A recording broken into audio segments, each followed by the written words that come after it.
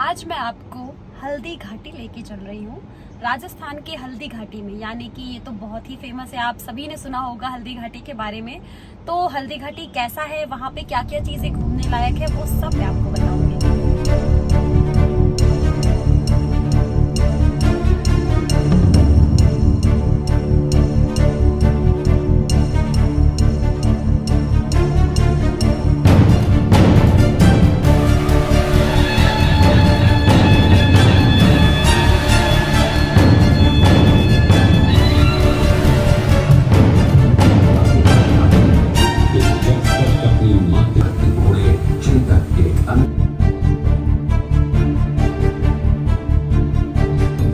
Hello guys, welcome back to my YouTube channel Vibha की दुनिया में आपका स्वागत है।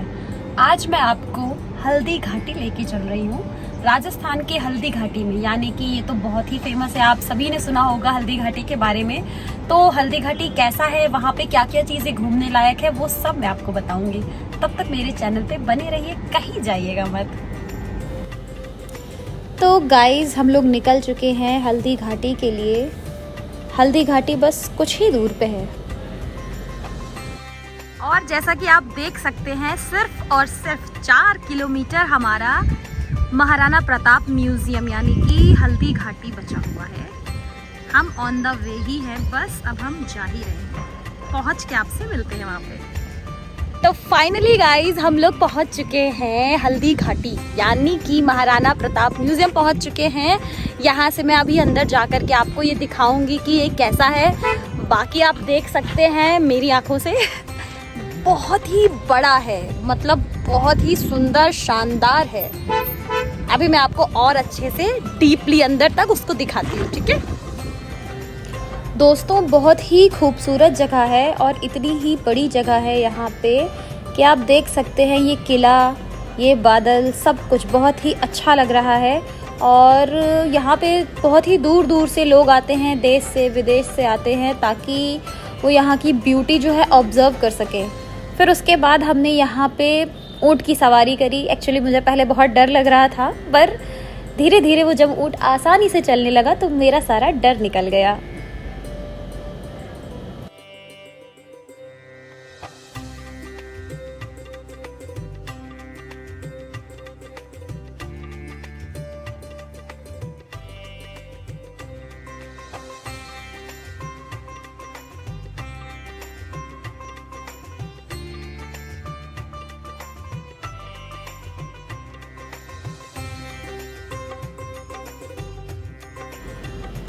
और दोस्तों, ये मेन गेट है हल्दी घाटी म्यूज़ियम में अंदर जाने का। यहाँ से आप पहले टिकट लेंगे, फिर उसके बाद आपको अंदर जाने के लिए मिलेगा।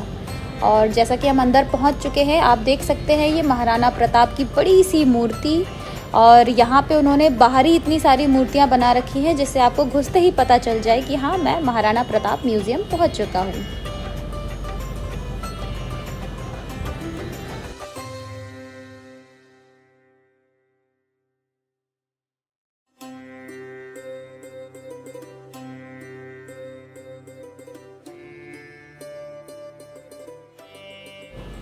तो दोस्तों, ये है महाराणा प्रताप म्यूज़ियम। अभी कुछ ही देर में आपको महाराणा प्रताप की रियल स्टोरी बताई जाएगी एक मूवी के माध्यम से।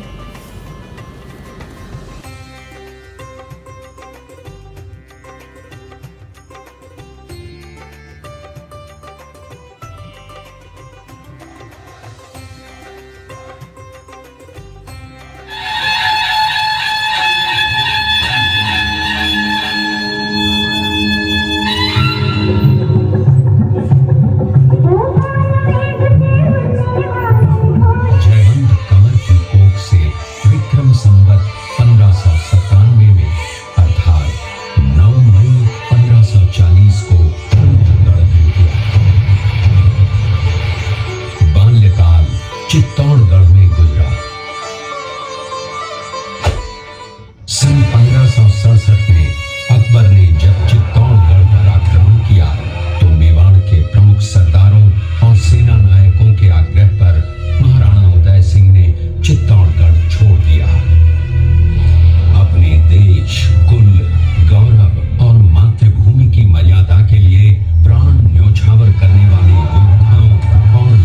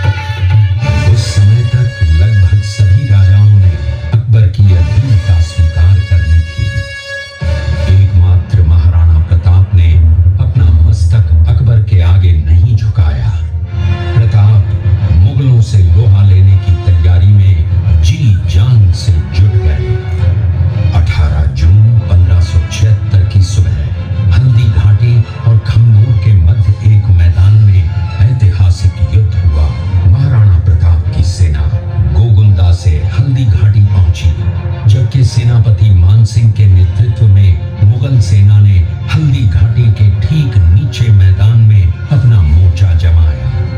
मुगल सेना के हरावल दस्ते द्वारा घाटी में घुसपैठ करने के प्रयास की प्रतिक्रिया स्वरूप महाराणा प्रताप की सेना मुगलों पर टूट पड़ी। प्रताप के हरावल सैन्य दलों का नेतृत्व पठान हाकिम खान सूद कर रहे थे। हीरू राणा, जो राणा पूंजा के नाम से भी जाने जाते थे, उनके नेतृत्व में भील आदिवासियों में गोरिल्ला पद्धति से युद्ध करते हुए मुगलों के छक्के छुड़ा दिए। देखते ही देखते शाही सेना में खलबली मच गई। रक्त तलाई घोड़ों की टापों, हाथियों की चिंगारों और तलवारों की झंकारों से गूंज उठी। चारों तरफ हाहाकार मच गया। युद्ध का घटनाक्रम अचानक उस समय बदल गया जब प्रताप ने अपने घोड़े चेतक को एड़ लगाकर मानसिंह के हाथी पर चढ़ा दिया और उस पर भाले से भरपूर वार किया। मानसिंह हौदे में दुबक गया। हाथी से उतरते समय चेतक की एक टांग कट गई। इस स्थिति को भांपकर महाराणा प्रताप के हमशक्ल सेनापति झालामान ने महाराणा प्रताप से आज्ञा लेकर उनका राजमुकुट धारण किया। मुगल सेना झालामान को महाराणा प्रताप समझकर उन पर टूट पड़ी और झालामान शहीद हो गए। उधर चेतक ने अपने स्वामी को 5 किलोमीटर तक 3 टांगों पर ही लेकर एक बरसाती नाले को पार किया। उसके पश्चात उसके प्राण पखेरु उड़ गए। इस युद्ध से महाराणा प्रताप के मन पर गहरा प्रभाव पड़ा। परिणाम स्वरूप उन्होंने मुगलों पर विजय प्राप्त करने तक राजसी ठाट बाट छोड़ने और पत्तों पर भोजन करने का प्रण लिया, जिसे उन्होंने जीवन भर निभाया। महाराणा प्रताप ने अपना सैन्य बल बढ़ाकर सर्वप्रथम अरावली पर्वत की घाटियों में बसे दिवेर पर चढ़ाई कर विजय प्राप्त की। इसके बाद कुंभलगढ़ पर भी विजय प्राप्त की। सिर्फ चित्तौड़गढ़ को छोड़कर सारे मेवाड़ को अपने अधीन कर लिया। कालांतर में महाराणा ने चावंड में अपनी राजधानी स्थापित की।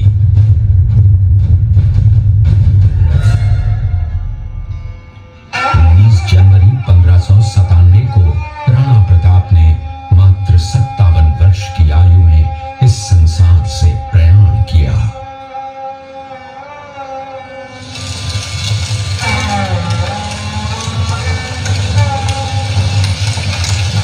हल्दी घाटी का युद्ध एक सांप्रदायिक युद्ध न होकर आत्मसम्मान, मातृभूमि की स्वतंत्रता व स्वाधीनता का संघर्ष था। इसका प्रमाण ये है कि जहां पर अकबर की सेना के सेनापति जयपुर के राजा मानसिंह थे, वहीं पर महाराणा प्रताप की सेना के सेनापति काबुल के हाकिम खान सूद थे। महाराणा प्रताप स्वतंत्रता की वेदी पर एक ऐसा अंगारा था जो आत्मसम्मान व देश गौरव के लिए दिन रात जलता रहा, धधकता रहा और अंत में बुझकर भी उसने देश में ऐसा लौह भर दिया जिसकी प्रखर किरणों ने भारत माता को गुलामी की जंजीरों से मुक्त कराने के लिए सदा प्रेरित किया। अपनी प्रतिज्ञा का पालन करने के लिए वनवासी जीवन व्यतीत करने लगे। समुद्र तल से 3568 फीट की है। इसी किले के अंदर महाराणा प्रताप का बचपन बीता था। इस किले की तलहटियों में महाराणा प्रताप ने अपने गुरु से शिक्षा प्राप्त की थी। ये किला 12 वर्ग किलोमीटर में फैला हुआ है। इस किले पर जब भी विदेशी आक्रांताओं ने आक्रमण किया और उस आक्रमण में कोई भी राजा व सैनिक वीर गति को प्राप्त कर लेते, तो उनकी पत्नियां वीरांगनाएं अपने सतीत्व की रक्षा करने के लिए जलती हुई अग्नि में कूद प्राणों को त्याग देती थी। जब वो शेरपुर पहुंचा तब इसका पता कुंवर आम सिंह को चला, जो महाराणा प्रताप के पुत्र घटना है। मेवाड़ की एक ऐसी मां थी जिसने अपने पुत्र का बलिदान देकर राजवंश की रक्षा की थी। उस मां का नाम पन्नाधाय था। पन्नाधाय जाति से गुर्जर थी। वो एक राजकुमार की धाई मां थी। दूसरी तरफ हाथ में तलवार लिए खड़ा ये बनवीर सिंह एक दासी पुत्र है। ये कुंवर उदय सिंह की हत्या करके मेवाड़ की राजगद्दी प्राप्त करना चाहता था। एक रात्रि बनवीर सिंह को मौका मिला। वो राजकुमार उदय सिंह के बड़े भाई विक्रमादित्य सिंह की हत्या करके राजमहल की तरफ आगे बढ़ा। इसकी सूचना पन्नाधाय को लग गई। कुछ समय तक पन्नाधाय चिंतित हुई।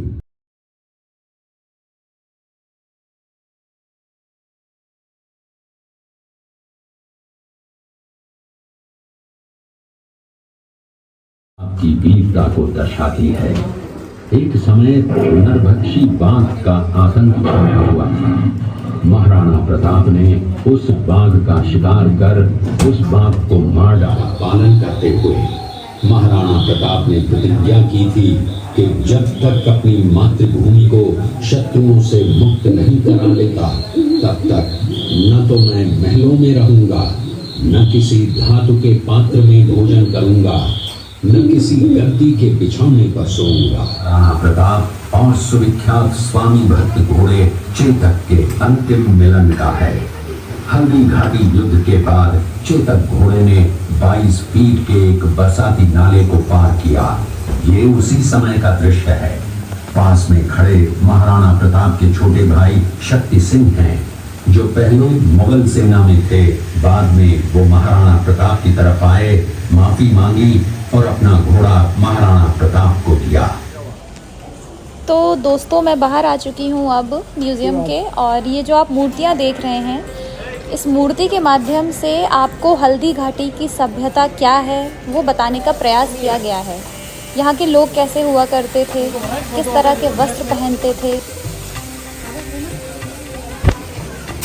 और यहाँ पर ये भोलेनाथ जी से आपको दर्शन करवा रहे हैं।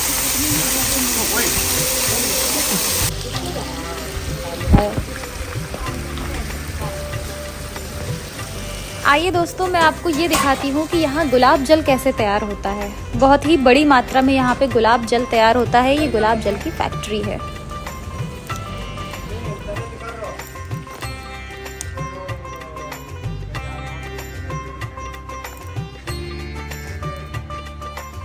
यहाँ पे आए हैं और यहाँ देखने को मिल रहा है कि यहाँ गुलाब जल बन रहा है। तो इन भैया से हम पूछते हैं, ये बताएंगे। 10,000 तो फूल डालते हैं और 20 लीटर पानी डालते हैं, और फिर पीछे पहले आग लगाते हैं, और फिर मुल्तानी मिट्टी से ऊपर से पैक करना पड़ता है। अच्छा।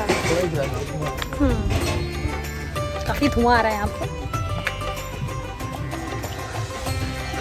फिर उसको एयर टाइट करके, हाँ। फिर उसको पीछे कंडेंसर लगाते हैं आराम से।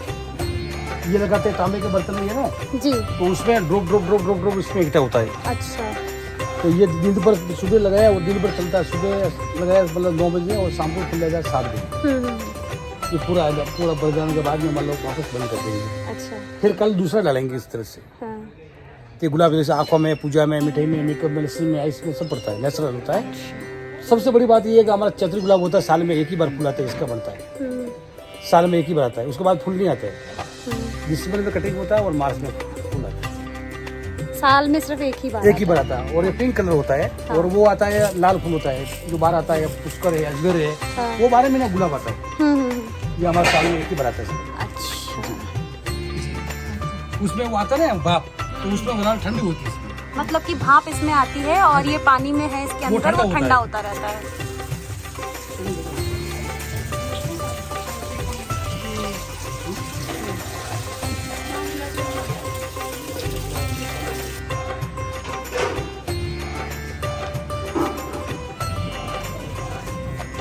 यहाँ पे गन्ने का रस मिलता है और ये बैल अभी इस कोल्हू में गन्ने का रस पेरेगा और अभी हम इसको पीने जा रहे हैं।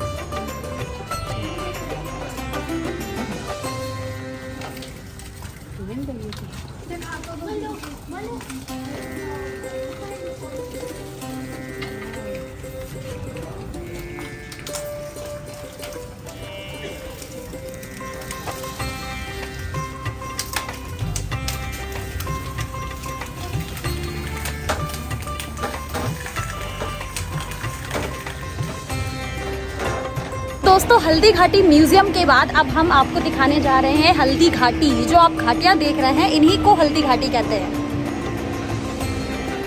तो दोस्तों ये थी हल्दी घाटी सभ्यता। आई होप आपको पसंद आई होगी, और अगर आपको मेरा ये ब्लॉग अच्छा लगा है तो प्लीज़ मेरे चैनल को लाइक करें, शेयर करें और सब्सक्राइब करें, और अपने दोस्तों को भी भेजें। तब तक के लिए बाय।